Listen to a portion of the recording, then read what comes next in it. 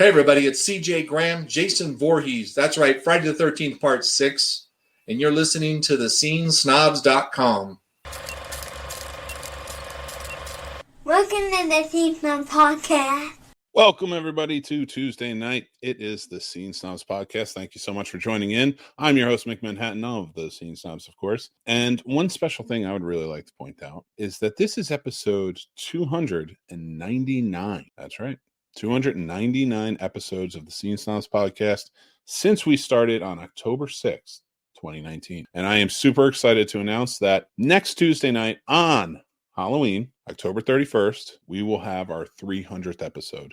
We're going to have guests, we're going to have games, we're going to have a whole bunch of stuff going on. Please make sure to jump in. It all starts at 9 p.m. next week. 9 p.m. We're going late because I'm also doing Sturdy Show right before, so you're going to be seeing a lot of me that night. But come join us. We're all going dressed up. That's right. There's going to be costumes, and we're all going to be in them. And we are going to be dressed up as our most hated movie characters or most hated movie, a character from our most hated movies. So join in. Let's have a really good time. But before we get started, I have a wonderful guest here tonight. She's a friend. She's my co-host on CON-Versations. If you're not watching that, you've got a problem there because it's awesome. And she is just genuinely an amazing person. And I'm going to bring her on right now. Destini, how are you? It's true. Hi, I'm good. How are you? You are the demon queen of everything. It's true. I didn't pick that. Steph picked that. She probably regrets it now, but it's there. It's forever. It's forever. I'm getting you a t-shirt that says that. I was thinking about modifying one of the Carolina Fear Fest shirts, like the one I made you, but like put Demon Queen of Everything on the back, or add it to one of the ones I have because it's just a demon right now. It has. Your main work shirt should be that. My main work shirt is covered in paint, like all the rest of my clothes. Except for this one. I dressed up for you, see? I know. You're in a tuxedo. It looks amazing. Thank you. I bought this shirt a million years ago because I was obsessed with The Godfather when I was like in high school. Yes. So I bought this shirt because it made me think of that. I'd barely wear it. I love that you said that because I've been watching, weirdly enough, during the month of October, I have been watching a lot of The Godfather. Really? It's on Pluto. It's kind of horror, but it's not really horror. It's horrific, that's for damn sure. And I know a lot of guys like that, but up in Jersey, there's a lot of us. So not me, I'm kidding. But I've been watching a lot of Godfather. So it is kind of funny that is a big movie in your life, especially in high school. Well, I wanted to be in film, so it was like watch the classics kind of thing. Like I found a list of like 100 classic movies and tried to watch a bunch of them. Did you? I watched a bunch of them. I've seen a lot of the classics. Yeah. Okay, so let me ask you this then. What are some classics that you haven't seen and then maybe you're on the fence about? There were quite a few that I was supposed to watch during film school that I just like, it was so boring and I just couldn't. Like I remember The Thin Blue Line was one of them. That was one of those, like, you should watch it because it's like a cinematic achievement, but it was also super boring. So I didn't really finish a war movie? I don't even remember. I thought it was more of a cop movie. Oh, maybe it was. I don't remember that one. Maybe it wasn't called The Thin Blue Line. No, there was a 1988 film called The Thin Blue Line. Documentary film. Holy crap. That's crazy. That's the one. I get that. Cops. I'm a big fiend for documentaries, but they have to be certain types of documentaries. Like I'm not staring at birds for an hour and a half. That's just not me. But for actually to get into a little bit more and talk about the film and getting into film, what were some of the movies that inspired you to like want to maybe not recreate what they're doing, but like inspire you to do something similar? Not exactly film, but unsurprising to no one, I was obsessed with CSI as a kid. Like stayed up late past bedtime to watch it, right? And I obviously really loved all the gore and stuff and like how did they do that? So that doesn't really surprise. Here we are. Movies though, I don't know. I liked everything. I liked a lot of things. Obviously the Harry Potter movies were big. Those are huge cinematic achievements right there. Like they did a lot. Yeah. So I mean for me, a way of like good practical effects in those though. It's mostly CGI. Yeah, they can. Weren't the candles practical or were they? Well, I know the floating was CGI, but I thought for some reason I had heard they had hung the flames might have been CGI, but I thought they actually had hung candles. I'm pretty sure it's part of the set because in the studio tour in Leaves Den, in the UK, they are there in the set, like they're hung from the ceiling in the set. Oh, okay, yeah, that's. And I'm pretty sure that was the same rig that they used in the movies, or it's meant to be. I see. I get into him with my kid, and he's super into him, which is actually kind of funny. And now he's been watching The Godfather with me, and he's like super into that. Aw. It is. It's like, and it's funny because I'm like, this is a story about family, and you're going to sit and you're going to know what happens to this family. Oh no. What a horrible way to put it. Then as soon as you get to the end, you're just grabbing by the lapels and you're like, don't cross me. Don't cross me. No. You might be a terrible father. No open threats towards children. That's for but yeah, no. So watching, I remember when I was going to film school, I was really nervous. I was like always into film, so like I always try to watch whatever I could, and I liked a lot of the classics. But there was a lot that, like, I was going to film school, and I was like, if I don't watch this, I'm gonna feel like I shouldn't be there. And then finally getting there. So I know what list you're talking about. I think you're talking about the AFI list. Probably. It was either that or IMDb. Just like, Oh, that's right. top IMDb. 100 movies to watch before you die kind of thing.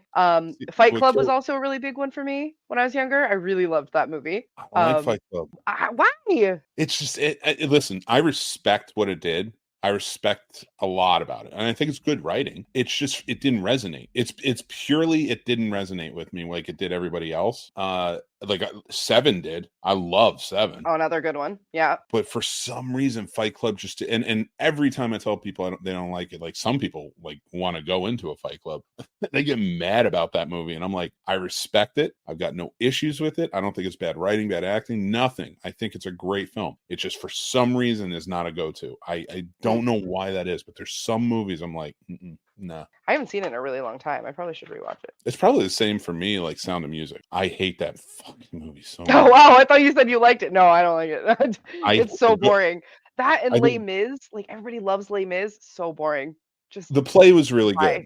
I like Maybe live stage production does it for me because I love watching the sets. That's true. That's valid. And I've seen quite a few Broadway shows. I think the best set was Wicked. The entire stage was built into a clock, and there were actually actors like up above in the clock at some point. And actually, Cursed Child had amazing sets and effects. Obviously, blah blah. J.K. Rowling sucks, but the sets were amazing. And there were like really cool whole theater tricks with lighting that would happen. Like I'm not gonna spoil it, but like stuff was happening behind me. It was really crazy. It was really good. But Wicked and Phantom of the Opera also had amazing sets. Yeah, Phantom of the Opera. Yeah. You can get some really cool creepy effects in that play too. I love it. I don't know if you know this. That's where I started. Like when I graduated, I started in the theater because I went to a college. I didn't go to class, but whatever. And they didn't have a film program, and they had theater. And I was like, I liked doing plays in high school. I was like, I'll do this. And it was just a whole new eye-opening world. And it made me just appreciate so much more. So like I did a lot of stage management and stuff like that. Same. All through high school. Well, you're a stage manager. I'm not. Yeah. I'm an assistant stage manager. I know what I am. My assistant stage manager was not an assistant stage manager. I remember there was one time that she just bawled her eyes out on the headset because one little thing went wrong. And I had already fixed it and it was fine. And she's just sitting there. I'm like watching her across the stage crying. And I'm like, turn your mic off. If you're going to sit there and cry, turn the mic off because you're helping no one. Anyway, God. That was actually the first time I ever did true set design too, because I also did an entire like 16-foot backdrop for that show. It was Brigadoon. Oh my God. I painted the Scottish Highlands, like hillsides, like villages on this giant 16-foot backdrop. I bet that was I also nice. painted an entire. I was young. It would have been better if I did it today, but yeah, I also painted an entire pirate ship once for Destini is a very talented artist. So if you're watching and listening, you should go check out her stuff at Visual Destiny. Everything's linked below, by the way, so you can go check her out. Thank you. But yeah, and I'm glad we got to talk about this because I never really got to talk about theater. I have no theater geeks. Like I have my old friend theater geeks, but they don't do this. So that's what I do. I love it. I love just the atmosphere in the world of the theater, but you reminded me, I did a play one time. I can't remember the name of the play. I was assistant stage manager because again, that was my job. That was what I was good at. And it had like the sawmill. It wasn't Brigadoon. Like Brigadoon reminded me of it because it was like that old timey like, hey, I'm gonna get away with it. I'm pretty sure that's way more modern than Brigadoon. Brigadoon is much older than that, but go ahead. True. Sawmill. I don't know what show Dastard. Sawmill. Who is it? Dastard. Dudley Dastard. Dirk Dastard or guy. Whatever. Yeah. Like those types of people, and like the Dudley Do-Rights farm boy comes in and saves the day, and the pretty girl, and one of them we had a sawmill stand we built, and it had like a turning thing. Like the guys who built it, it was amazing. And Yeah. she was supposed to lay on it, and they were gonna like throw rope over or whatever, and they did, and it got stuck on the other side. So she was like in character, and the thing started going wild. It was starting to go crazy and started smoking. And she's like, guys, and they're just doing the scene. So I just ran out with my shoe and stuck it right in. Oh, no. You used your shoe of all things. You like took your shoe off and then ran on stage. When you have a size 18 shoe, you would be very surprised how many things it can destroy. Yeah, that's valid. That's hilarious. It just reminded me, like, I don't know why Brigadoon reminded me, because it's like old timey. I don't know. Yeah, it's historically set, I guess. I don't remember when Brigadoon took place. I don't know either. I don't remember. I'm not gonna lie. I'm gonna look it up. I'm a little high. Girl, you always are. I am. No, I'm not always. Only at night. Only when I do this stuff. Never when I'm in charge. I don't know when this is set in. I think it's set in like the 20s, okay, here's what I'm basing on. I haven't seen Brigadoon since I'm like 8 probably. The play itself is from 1947, and then it was a movie in 1954. So maybe it's just like the 40s, like set generically in that time period. It could be, or I thought he was from the 40s, but then he found himself in a town in like the 20s or something, or like the turn in the century. I think you're mixing Outlander with Brigadoon. No, I don't think there's time travel in Brigadoon. I'm pretty sure. No, because I'm trip from New York. Brigadoon. No, I'm telling you. And now it might not be the play. I'm just gonna go with the film here. Is it a book too? No, that's Outlander. Was Brigadoon ever made into a movie? Yeah, 1954. New Yorkers travel to Scottish Highlands on a game hunting vacation and get lost. Yeah, but I thought they got lost. Oh shit! Do they really get lost in the past? I bet you they do. I'm telling you, yeah, years in 200 years in the past, as if they were still living 200 years in the past. Wait, what? Wait, what? What the hell is going on in this movie? In which people harbor a mysterious secret and behave as if they were still living 200 years in the past. Oh, the town disappeared. It's like a town without time. That's what it is. It's not time travel. Yes. It's just it's like Wakanda. Like they're like, their own little entity beyond the rest of the world. Yeah. I don't know if it's 100% like Wakanda. No, not what I mean. They're standalone. They're not on the same realm necessarily. They're not technologically advanced in any way. No, it's the opposite. Kelly had to show them how to dance. Oh, I guess then Wonder Woman's world. What I forget what it's called. Scalia. I can never say it right. I did that one's like stuck in the past, like time, like frozen, but in the past. Which makes no sense. None of it makes sense. But like I just did the season 1 finale of Warp Factor Fiction the other day, which comes out this week, and I could not say anything from Star Trek right. The episode is just my son correcting me on every pronunciation and everything. And I was like, that's perfect. Man. I was like, this is terrible. I was like, I'm really getting this wrong. He's like, yeah, you're not doing well.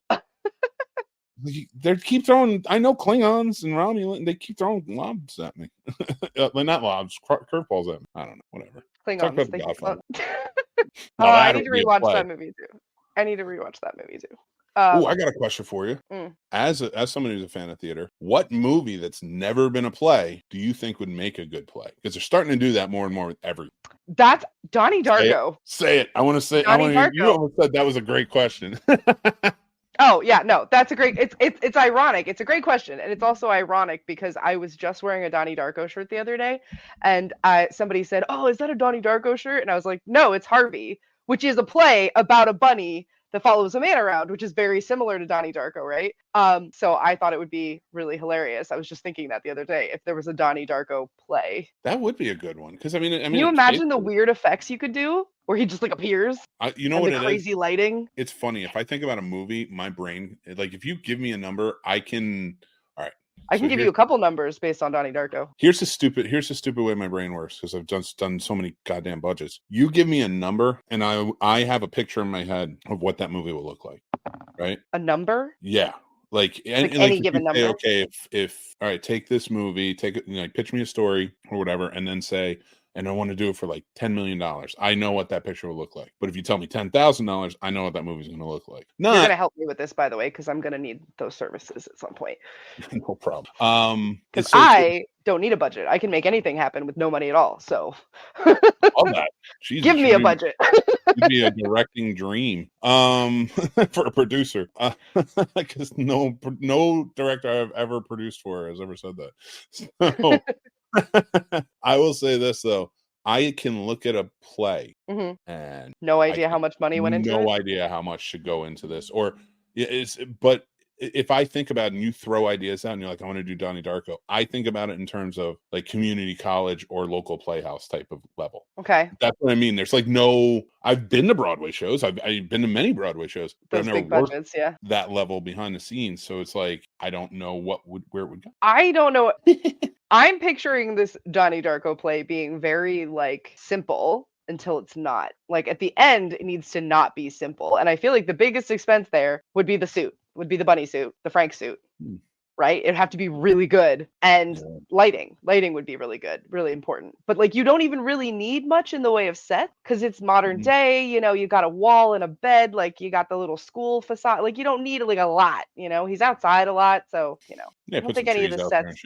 Yeah, exactly. Like I feel like not until the end, then you've got a really big special effects budget that you gotta figure out. I'm gonna have to rewatch this movie and think about this specifically because I think it would make a really weird play. I might have to look at it. I think it actually work.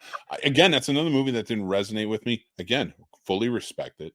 Everything about it's great. It just didn't resonate with. So like, although again, I don't call movies like that they say they suck, but I just say I don't like. You know what I mean? You're ready to like turn me off. I get it. No, I'm annoyed that there's this like line across my glasses, and it's the bar across the Chrome browser because that's the only thing in the room that's bright. It's just like the white stripe of the. It's really annoying. I love it. Yeah. So like something like that. Like Donnie Darko, I think could really work as a play. I think it would do really well. Yeah, because I think the acting is really important in it. Yeah, and honestly, Jake Gyllenhaal did amazing in that movie. Yeah, he really did. I will say this too. I think American Psycho would make a good play. That could be an interesting one, and you could play the music in it, and it could be more musical kind. And the front row gets ponchos. Oh, they should. Yes, let's do it. And he runs around with a chainsaw, and it's just whipping blood up, blowing blood at everybody. It'd be amazing. Call us, whoever owns the rights. We're gonna. Yeah. I can do the effects and probably the directing and probably the makeup and probably the costumes and probably the set. I can be the assistant stage manager. Yay! It's just Destiny putting on the play, and I'm like, all right, where's everybody? That's better. Look, I fixed it. I changed my Chrome thing, and it's not quite as bad. What's this thing? What is that? You? That's you. Oh my God, you're so bright. Sorry, I left the hall light on. I do that sometimes. I get scared, you know, down in the basement by myself. I will say, I'm excited for this. I really want to see an American Psycho musical now. All right, Angie, start writing, babe. No, she can hear me though. She can hear me through the the connection that we share. Get writing. I'm going not Hollywood. She has been writing. She just shared with me one of her like novels that's like partially done, and it's so good, and I'm so excited about it. I'm very happy I can't wait to read it. I'm very happy for her. It's gonna be great. She's very nice. I like her. Yeah, she's great. She's a good influence on you. Good egg. Why? Ew, I'm such a bad influence on her. Exactly. She's a good influence on you. It's like it's great because she's like really nice and I'm people, and she can talk to people and I cannot. And then they think we're both nice because she's nice enough for the both of us. It's great. Listen, I'm telling you, all I know is you guys are like the demon queen of everything and the angel queen of everything, and you guys get together and then put on plays about American. Oh my God. I can't wait till you figure out your name for your thing, for your fucking production company. Yeah. We have one we really like, but it was kind of taken by somebody else, but it's a completely different industry. They haven't actively used it in 3 years. And I'm thinking it doesn't matter. I'm thinking if they don't have it registered. Doesn't matter. If they don't have it registered, you register it. Yeah, we'll see. Go for it. I don't know if she's say it right now out loud so somebody can register. No. All right, tell me in my ear, and I won't say it. I promise. I'm listening. Go ahead. Whisper, whisper, whisper, whisper, whisper. No, you don't have to tell me. I was just kidding. I'll know when you do it. Oh, okay. You told me. Oh, shit. I like that. Yeah, it's a little bit Sand magical. Dunes Studios. That's not what it is. No, I wouldn't do that. That's messed up. Oh my god! All right, I did want to talk to you a little bit more, and I'm glad you brought up Brigadoon, and we start talking about. You mean Outlander? Yeah. Outlander is all right. Here's my problem. Oh my god, you're gonna get me on a rant. You had to bring up Outlander. You almost got me on a rant. Yeah, I know. You should just run Freaking with it. Wonder Woman. Be so mad about that. Why? It was great. It was a cinematic brilliance. Are you gonna say cinematic achievement for the third time in this episode? I haven't said cinematic achievement. Go back to the tapes. Where are we at? I didn't say that many times, did I? We both said it once. Hi, baby. My dog really wants to go we out. did talk about The Godfather. We did. Yeah. We talked about it was relevant. It was relevant. Okay, so Brigadoon. No. You brought up Brigadoon, so it got me thinking, and I wanted to talk about this as part of the topics tonight. Was art direction in movies, because I feel like that is not talked about enough. And production design and art direction, for anybody who doesn't know and is listening, production design is the ones who really build out the plans for everything and how everything will look and what's going to go into it. The art director is the one that steps in and makes it look like that. I have a question. Yes. Very first. Okay, so one of the most specific styles of movies, Wes Anderson. Yeah. All of his movies have this dreamy pastel quality. The lighting is like very neutral but perfect. I literally was like, you know what? I don't know who does the art direction for him, or if he's had multiple art directors and they just fit his aesthetic. So I Googled Wes Anderson, and the very first thing that comes up is art direction. Yeah. Like that's the first suggested thing. Wes Anderson's go-to art director is Karl Sprague. Probably, yeah, that sounds about right. Probably a German guy. Because that's everything's symmetrical. And a lot of people are probably like, what is about the Germans? And it's like, relax. I'm not going back to World War II. It's a good. So the cinematography of the German country is very nuanced, and a lot of it influences a lot of the countries around it. In Germany, more so now because their film production has risen quite a bit. Of course, there's. And Germany always had for a long time had a very good film department of sorts, film industry of sorts. So to say this right, their influence was heavily off of like Russian, even Polish helped, in the early days. But when Germany started spanning out and building more, they've made some of the great filmmakers of all time in cinematography and art direction, things like that. And we see a lot of work from people all over Eastern Europe in Hollywood doing their thing. I know I'm going off. No, my dog wants to go out. She decided she wanted to go out at exactly 7:05, and she has been sick. So I don't want to make her wait. So I'm going to turn my camera off, but I'll be able to hear you because I'm wireless. Okay, I'll be right back. Sounds good. All right, I'll leave you on. Keep talking about Germany and art direction. I know I'm really getting very in depth here, and I blame you. So Germany has a lot of influence on a lot of different things in terms of filmmaking and its styles. So it's so weird just talking to nobody, but going, and the reason I say that is like when you watch a Wes Anderson style film, there's a lot of German influence, a lot of other influence too, Russian influence. I see he could correct me on this if he wants to come on the show, but I see a lot of Italian influence in his as well and other things. It's kind of all over the place, but I definitely see a big German influence there. And so I would love to, look more into this particular art director's body of work and what they've done. Karl Sprague, yeah, because I guarantee he's put up many different looks because Wes Anderson is so in depth about his look and what he wants. Yeah. It's, he draws it out. He knows what he wants. Apparently he's worked on over 30 movies, including Wes Anderson's, but also Spielberg, Scorsese, Woody Allen. He was on The Social Network, 12 Years a Slave, The Grand Budapest Hotel. Like there's like a lot of variety there. Some of those are so modern to be compared. What's his name again? Karl Sprague? S-P-R-A-G-U-E. Yeah. I wonder how much the influence of like German filmmaking has to do with technology. Because they tend to be kind of front runners and technological.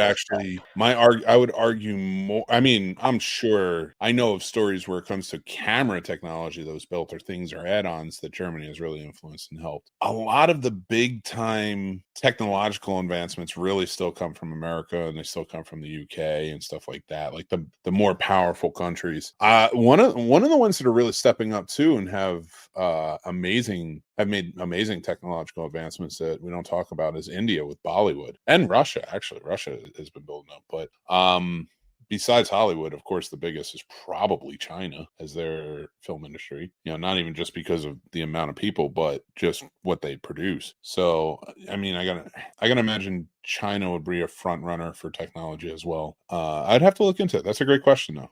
I really like that one. That's got me thinking a little. Yeah, I'm not sure. I don't know much about where technology comes from. Like any specific given camera, or are you frozen? No, I'm here. I was looking up this Carl Sprague guy because it shows that he worked. It is. Oh yeah, it's being all choppy. Oh, bounce back, stupid camera. Ugh, I blame you. Oh no, you might be frozen. Well, I'd have no idea if you are or not. So, yeah. So thinking about that, like, I got into the Carl Sprague thing because I saw that he did the art direction for La La Land, and then when you take Wes Anderson versus La La Land, that's a huge difference. It is, but it also has that very like ethereal, dreamy quality that they both tend to have. Though obviously, La La Land is much more modern day, and it's in a city. It's not a made up fantasy location. Yeah. Like all of Wes Anderson's big ones. Amazing ones. And it's funny you mentioned that too, because he also worked on The Social Network. Yeah, which is also very modern and like boring as far as the set, like the locations. Well, the thing I liked about it was that the sets, not just in the look on the cinematography, but like everything they're wearing, all that stuff, like that was a really well put together movie to make it that bland. Which one? Oh, The Social Network. Social Network, yeah. I mean, but just to see like that's a big difference in work though, to go from The Social Network, which is dark tones and kind of boring, like you said, backgrounds. It really makes the characters pop. It's trying to make it more dramatic than it actually was. That's fair. Than real life was, I mean. No, but yeah, I like that though, because then he goes to Wes Anderson, and Wes Anderson's just zany pink. And a lot of pink. A lot of pink. Did you watch Wes Anderson's shorts? The one about the man who could see without his eyes. No. There were a couple like short films. I can't remember who the author was. They were like adaptations of short stories. It was really good. Is my point. I'll check that out for sure. I love watching their old short films. If you ever want to watch a good shorts or for filmmaking, they're actually music videos, but watch Michel Gondry's videos. Another really stylized guy. He did what was it?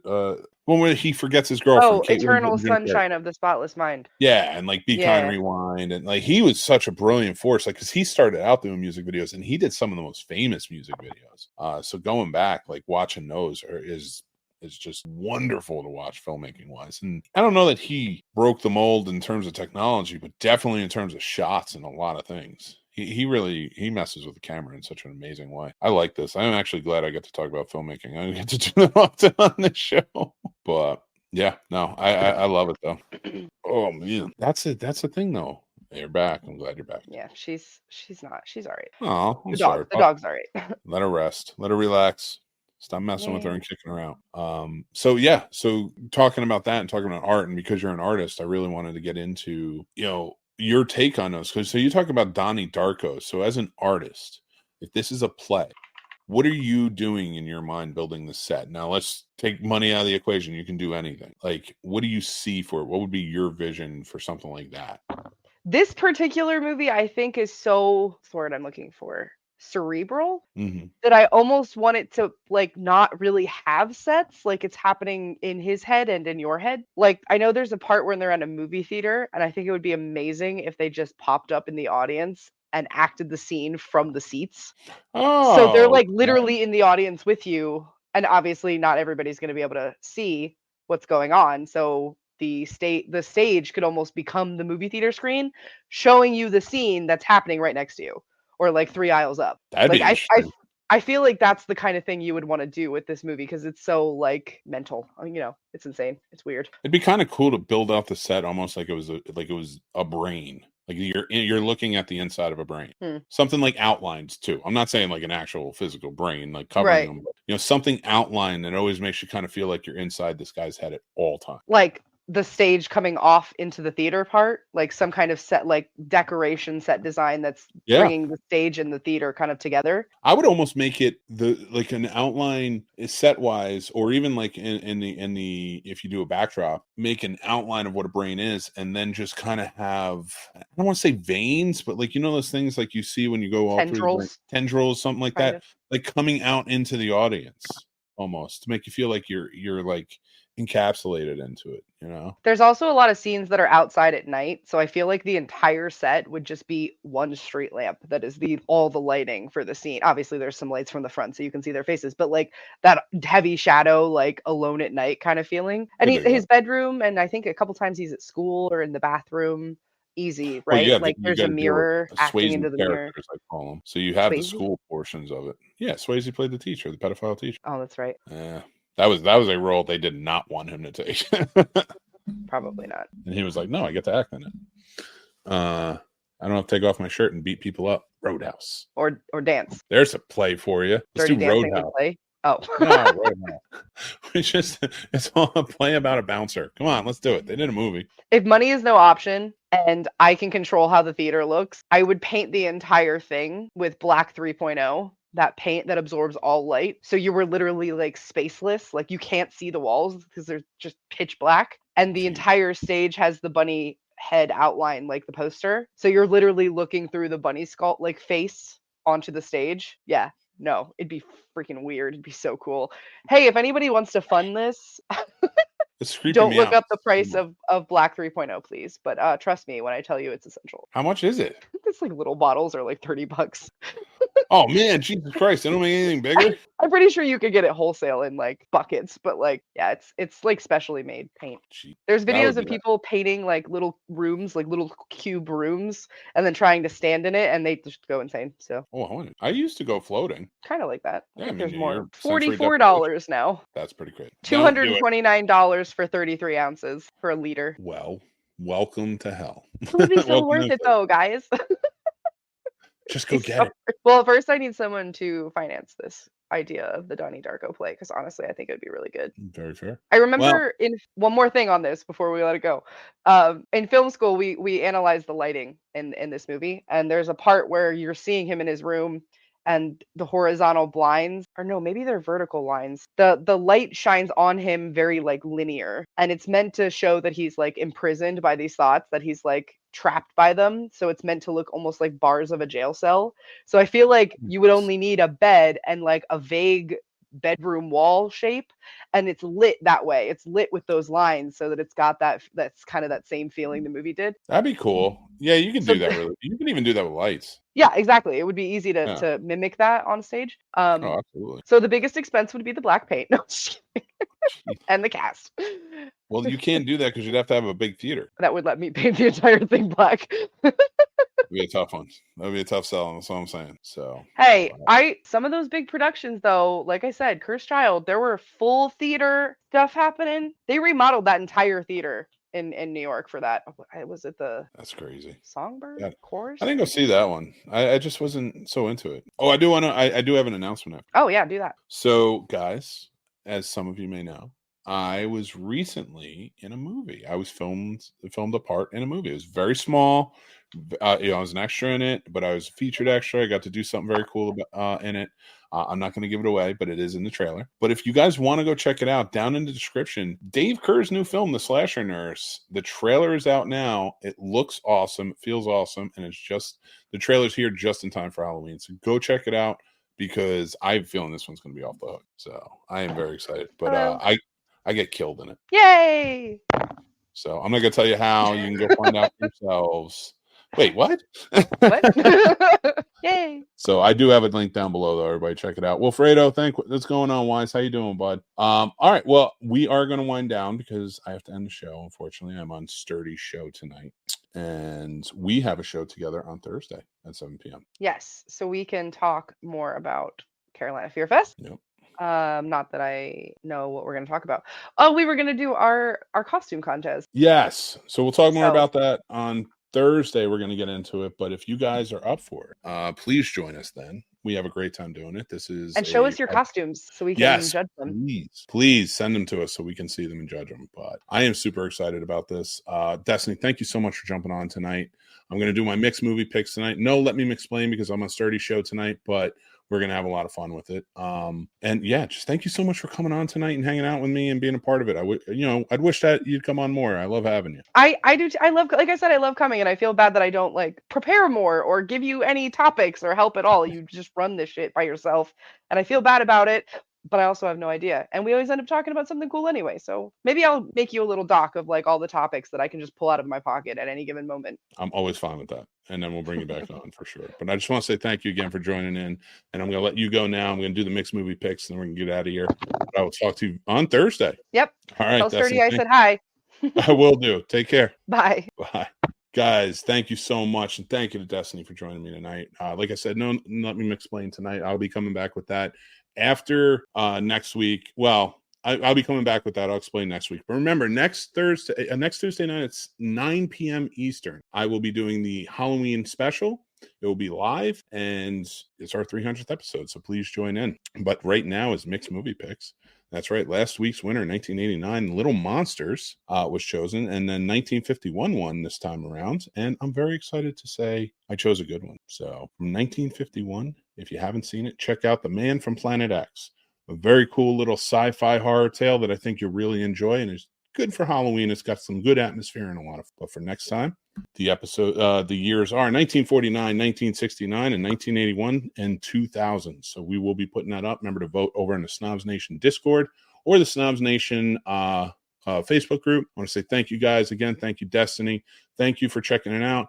Thank you to our sponsor, StubHub, for sponsoring this video and more. Remember to hit like, remember to hit subscribe, remember to hit that bell so you know when we have more shows like this come out and others. So until next time, I'm Mick Manhattan from the Scene Snobs, and I will talk to you guys very, very soon. Take care.